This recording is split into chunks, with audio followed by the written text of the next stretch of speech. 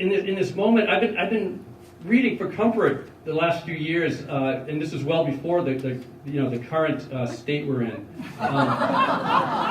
I've been reading Blake, and he wrote along for 10 years. He worked on his, all those poets back then. This was the late 1500s. All those poets had their epics. They had to write an epic to be a poet. We don't have to do that anymore.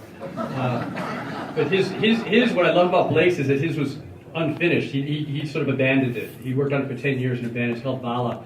But I went back into it for the last several years and have been taking things from it. And it brings me a lot of comfort because Blake was a poet that was writing at the beginning of the industrial age, and he just foresaw some bad things coming from the way the world was changing. But he was also full of sort of this great faith in humanity and our ability to sort of to deal with it. So I just have I'm going to read a couple passages from this that sort of, this isn't the part that's giving me hope. But then there's another part afterwards that has a tiny bit of hope in it.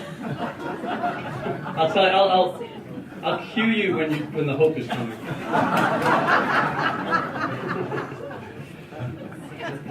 This is he says there's a heat. There's sort of a dark force that sort of comes through this epic poem, and you can attach any figure you like to this person saying this.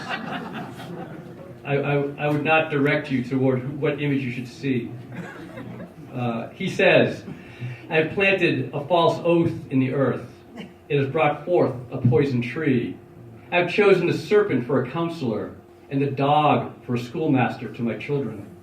I have blotted out from light and living the dove and nightingale, and I have caused the earthworm to beg from door to door.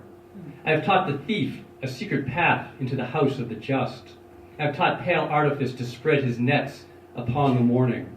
My heavens are brass, my earth is iron, my moon a clod of clay, my sun a pestilence burning at noon, and a vapor of death in night. So that's the not so happy part. Yeah. And this is about as happy as it gets. I say, behold, the time approaches fast, that thou shalt be as a thing forgotten. When one speaks of thee, he will not be believed. That's William Blake.